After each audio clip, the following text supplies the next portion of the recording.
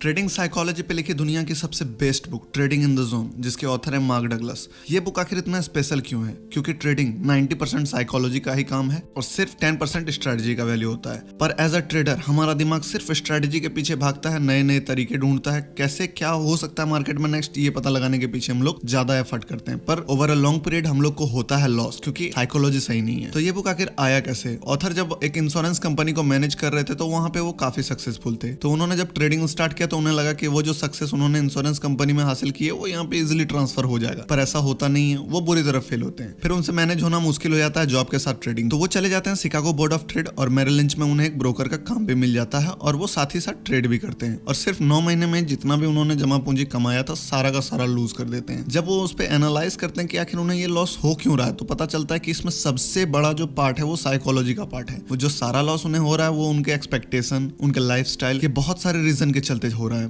और वो समझते हैं कि साइकोलॉजी को अगर मैं मास्टर कर लेता हूं तो ट्रेडिंग में भी सक्सेसफुल हो जाऊंगा। तो फिर वो स्टार्ट करते हैं साइकोलॉजी पे काम करना। जब वो अपने साइकोलॉजी को मास्टर कर लेते हैं तो वो चाहते हैं कि एक बुक मैं लिखूं जिसमें कि ये साइकोलॉजी को मैं समझा पाऊं कि कैसे आप अपने साइकोलॉजी को संभाल सकते हैं, क्या क्या जो मिस्टेक है जो एज अ ट्रेडर हम लोग करते हैं। तो उन्हें शुरुआत में लगता है कि 6 से 7 महीने में ये बुक वो लिख देंगे, लेकिन लिखते लिखते टोटल 7.5 साल लग जाते हैं इस बुक को। तो बुक कितना कीमती आप इससे भी समझ सकते हैं। तो वीडियो को पूरा देखिए, इसमें से कुछ इंपॉर्टेंट पॉइंट्स बुक के आज मैं इस वीडियो में कवर करूंगा। वैसे तो ये बुक आपको पढ़ना ही पढ़ना चाहिए, क्योंकि ये जो बुक है एक तरह से आप बोल सकते हैं कि बाइबल ऑफ अ ट्रेडिंग। क्योंकि साइकोलॉजी को अगर आपने मास्टर कर लिया तो आपको अगर मार्केट के बारे में कुछ नहीं भी पता है फिर भी आप मार्केट में सर्वाइव कर जाओगे और पैसा भी कमा लोगे। जानते हैं कैसे? इस वीडियो में मैं आपको बताता हूं। तो एक बहुत बड़ा साइकोलॉजिकली मिस्टेक ये है कि we are obsessed with market analysis. तो क्या है इसका रीजन? समझते हैं एक स्टोरी से। एक बहुत अच्छे टेक्निकल एनालिसिस करने वाले एक ट्रेडर होते हैं जो कि बहुत ही अच्छा टेक्निकल एनालिसिस करते हैं और वो जो है बेहतरीन ट्रेड लेते हैं। पर वो ओवर द पीरियड 1 साल 2 साल का रिपोर्ट देखते हैं तो वो लॉस में ही रहते हैं। वो कभी भी लॉन्ग पीरियड में प्रॉफिट में नहीं रहते हैं, पर उनका एनालिसिस बहुत ही बेहतरीन होता है। तो एक दिन वो ऑथर से मिलते हैं और वो अपने सारी प्रॉब्लम उन्हें बताते हैं कि मैं ट्रेड तो बहुत अच्छा लेता हूं, मैं एनालिसिस जो करता हूं मार्केट वैसा ही होता है, पर मैं पैसा नहीं कमा पा रहा हूं लॉन्ग पीरियड में। और वो काफी फ्रस्ट्रेटेड होते हैं। तो उन्हें ऑथर सलाह देते हैं कि आप जाके कहीं जॉब करो, किसी ट्रेडिंग फर्म में टेक्निकल एनालिसिस का जॉब कर लो। तो वो एक ट्रेडिंग फर्म में उन्हें जॉब मिल जाता है और वो काफी अच्छा उनका जॉब चल रहा होता है। उनका एनालिसिस काफी सही होता है और वो अच्छा वहां पे अपने जॉब में परफॉर्मेंस दे रहे होते हैं। एक दिन जब वो सोयाबीन कॉन्ट्रैक्ट को देख रहे होते हैं और सोयाबीन फ्यूचर का प्राइस जो है वो अपने किसी मेथड से प्रिडिक्ट करते हैं और अपने बॉस को बताते हैं कि जो सोयाबीन का कॉन्ट्रैक्ट है वो आज इतना नीचे जाने के बाद ये लो बनाएगा और यहीं से मार्केट जो है टर्न हो जाएगा और आज का जो दिन का डे लो होगा वो यही पॉइंट होगा। तो उनका बॉस बोलता है ठीक है चलो देखते हैं। सोयाबीन कॉन्ट्रैक्ट जो है धीरे धीरे गिरना शुरू होता है और ठीक उस जगह जहां पे उस ट्रेडर ने एंटिसिपेट किया था कि ये मार्केट का लो होगा, फॉर एग्जांपल अगर $198.5 अगर उन्होंने लो बताया तो $198.5 आते ही सोयाबीन वहां से बाउंस बैक करता है और ऊपर जाने लगता है। तो टेक्निकल एनालिसिस वाले ट्रेडर बोलते हैं कि देखा सर मैंने कितना अच्छा एंटिसिपेट किया है।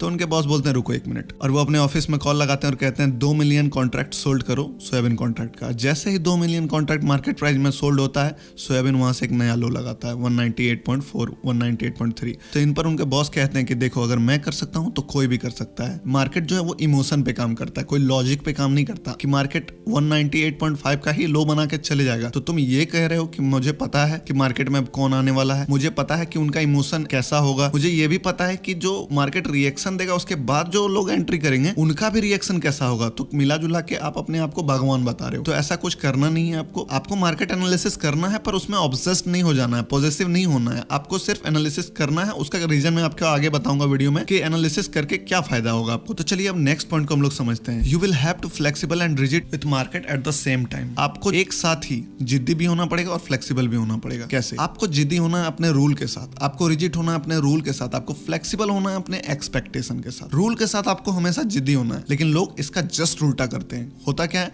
वो फ्लेक्सिबल रहते हैं अपने रूल के साथ और रिजिड रहते हैं अपने एक्सपेक्टेशन के साथ कि अगर मुझे लग रहा है कि ये ऊपर जाएगा तो जाएगा, वो कितना भी नीचे का लो लगा ले, मार्केट कुछ भी दिखा रहा हो पर वो रिजिड है। तो इसका जस्ट उल्टा करना है। फॉर एग्जाम्पल आपने अगर एक ट्रेड लिया है, आपको लगता है कि ये ट्रेड जो है ये बहुत बेहतरीन ट्रेड है, ये तो चलेगा ही चलेगा और ये बहुत ही औसम प्रॉफिट बना के आपको देगा, और वो ट्रेड अगर मान लो नहीं चलता है तो आपको वहां पे अपने रूल के साथ रिजिड रहना है। जो स्टॉप लॉस है आपको वो स्टॉप लॉस लेना है, ना कि उस ट्रेड में आपको इंतजार करना है, क्योंकि आपका जो एक्सपेक्टेशन है वो अभी भी आप पर भारी हो रहा है। तो अगर वो नहीं चल रहा और आपका स्टॉप लॉस हिट होने जा रहा है तो आप अपना स्टॉप लॉस को एक्सेप्ट करो और निकलो वहां से। अपने रूल के साथ रिजिड रहो, अपने एक्सपेक्टेशन के साथ flexible. Next point, define the risk before getting into a trade. किसी भी ट्रेड में एंटर करने से पहले अपने रिस्क को डिफाइन करो कि कितना रिस्क है, उसके बाद ही ट्रेड में एंटर करो। पर लोगों को लगता है कि ये जरूरत ही नहीं है इनका, उन्हें लगता है कि उन्हें पता है कि नेक्स्ट क्या होगा, इसलिए अगर उन्हें पता है कि नेक्स्ट क्या होगा तो फिर तो रिस्क है ही नहीं, और जब रिस्क है नहीं तो फिर डिफाइन क्यों करे रिस्क को। ऐसा इसलिए हो रहा है कि वो बहुत टाइम लेके, बहुत डिसीजन लेके वो उस ट्रेड को लिए हैं। उन्होंने उस ट्रेड को तब तक नहीं लिया जब तक कि मार्केट पूरा सिनेरियो के अनुसार उनका फिट नहीं हुआ। इतना रिसर्च करने के बाद, इतना एनालिसिस करने के बाद, इतना टाइम देने के बाद, जब उन्हें लग चुका है कि अब मार्केट यहां से अब उनके फेवर में जाएगा, तब जाकर उन्होंने ट्रेड लिया है। तो जब इतना रिसर्च, इतना एनालिसिस, इतना टाइम वेट करने के बाद उन्हें ट्रेड लिया है, तो अब वो कन्विंस हो चुके हैं कि मार्केट अब उन्हीं के फेवर में जाएगा। और इतना रिसर्च करने के बाद भी जब मार्केट उनके फेवर में नहीं जाता है तो वो इमोशनल हर्ट होते हैं, उनका इमोशनल लॉस होता है, और बाद में यही चीज हमारे पोजीशन को बढ़ाना, रिवेंज ट्रेडिंग लेना और भी बहुत सारे गलत डिसीजन का कारण बनता है। तो सबसे पहला पॉइंट तो आप पहले ये डिफाइन करो किसी भी ट्रेड में एंटर करने से पहले कि रिस्क कितना है, और उस रिस्क को डिफाइन करने के बाद एक्सेप्ट करो। मान लो आप 5,000 का रिस्क एक्सेप्ट नहीं कर सकते हो, 2,000 का एक्सेप्ट कर सकते हो, तो 2,000 का ही रिस्क लो, फिर उसी अनुसार अपने ट्रेड को प्लान करो, ताकि आपको अगर वो रिस्क लग जाए तो आपका इमोशनल नुकसान ना हो। अब इमोशनल लॉस से डील करने के 2 पॉइंट इस बुक में दिए गए हैं, चलिए उस पर भी डिस्कशन करते हैं, कैसे हम अपने इमोशनल रिस्क को एलिमिनेट कर सकते हैं। तो सबसे पहला परसेप्शन हम लोगों को मार्केट में लेके चलना है, एनीथिंग कैन हैपन। मार्केट में कुछ भी हो सकता है। एक स्टॉक लोअर सर्किट लगाने के बाद अपर सर्किट लगा सकता है, बढ़िया से बढ़िया कंपनी महीनों में बर्बाद हो सकती है, कुछ भी हो सकता है। मार्केट अल्ट्रा बुलिश हो पर वहां से क्रैश भी हो सकता है। आपका एनालिसिस कितना भी बढ़िया चार्ट पैटर्न क्यों ना हो, कुछ भी हो सकता है। मार्केट में आप मान के चलो कि एनीथिंग कैन हैपन, कुछ भी हो सकता है। दूसरा पॉइंट है every moment is unique. Market का जो मोमेंट होता है, हर सेकंड मार्केट नया है, हर मिनट मार्केट नया है। पहले तो चार्ट पैटर्न हम लोग इसीलिए नहीं देखते हैं कि क्या होने वाला है। चार्ट पैटर्न असल में हम लोगों को ये बताता है कि क्या हुआ था, और उस बेस पे हम लोग एक अनुमान लगाते हैं कि पिछले बार अगर ऐसा हुआ है तो उसके बाद ऐसा होता है, तो इस बार भी अगर ऐसा हो रहा है तो उसके बाद वैसा ही होने का संभावना होता है, पर होगा इसका कोई गारंटी नहीं है, क्योंकि हर बार मार्केट के पार्टिसिपेंट्स अलग हैं। कोई नया मार्केट में, उनका क्या इमोशन है, मार्केट इमोशन पर काम कर रहा है, उनका क्या माइंडसेट है, वो किस लिए मार्केट में आ रहे हैं। आप जिस चार्ट को देखकर आपको बुलिश लग रहा हो सकता है सामने वाले को बेरिश लग रहा हो, तो इस ट्रेड में कितने लोग पार्टिसिपेंट है, कौन कौन है, कुछ भी हम लोगों को पता नहीं है। Every moment market is unique. Third point, you don't need to know what is going to happen next in order to make money. आपको जानने की जरूरत ही नहीं है कि क्या होने वाला है अगला पैसा कमाने के लिए। हम लोग सबसे ज्यादा टाइम अपना, एनर्जी अपना इसी में लगाते हैं कि हम लोग पता कर लें किसी तरह कि मार्केट में क्या होगा, और उतना पता कर लेने के बाद भी हम लोगों को प्रॉफिट नहीं मिलता है। हम लोगों का ट्रेड चलता है पर हम लोग बाहर हो जाते हैं, या फिर हम लोग छोटा प्रॉफिट लेके निकल जाते हैं, और जब बड़ा बड़ा रैली होता है तो हम लोग सामने से उसे सिर्फ देख रहे होते हैं, उस ट्रेड में होते नहीं है। तो आपको ये जानने की जरूरत ही नहीं है कि मार्केट में नेक्स्ट क्या होगा पैसा कमाने के लिए। ऑथर का कहना है कि बस आपके पास एक एज होना चाहिए। मान के चलो, अगर टॉस का बात करूं मैं, अगर हेड आने पे आप 2 रुपए ले रहे हो, टेल आने पर आप 1 रुपए दे रहे हो, इसमें ऑड्स आपके फेवर में है। आपको पता है कि प्रोबेबिलिटी 50% है, और जब आप जीतोगे तो 2 रुपए लोगे और 1 रुपए दोगे।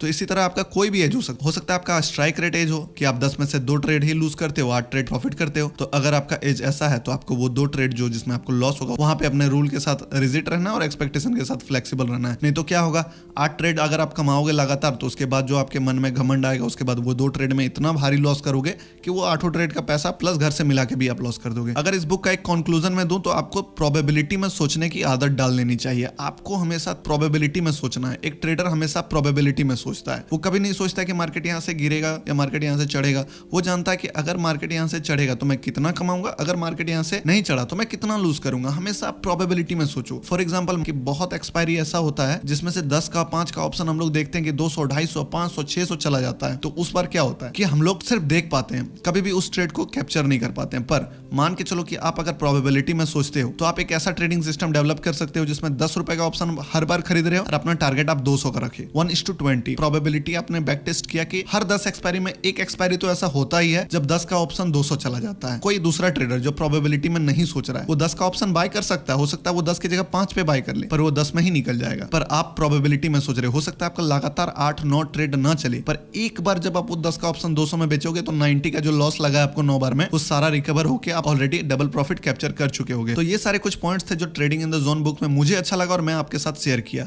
अगर आप चाहते हैं कि इस बुक का और भी कुछ पॉइंट मैं आपके साथ शेयर करूं तो मैं इसके लिए एक और वीडियो बनाऊंगा। और ये मेरा रिकमेंडेशन है कि अगर आप ट्रेडर हो तो इस बुक को जरूर पढ़ो। एक बार तो इस बुक को पढ़ना वर्थ इट है। वीडियो अच्छा लगा तो वीडियो को लाइक कीजिए, चैनल को सब्सक्राइब कीजिए। मिलते हैं किसी नेक्स्ट वीडियो में। डिस्क्रिप्शन में जीरोधा अपस्टॉक का लिंक है, अगर आप अकाउंट ओपन करते हैं तो मुझसे जुड़ सकते हैं। Thank you for watching.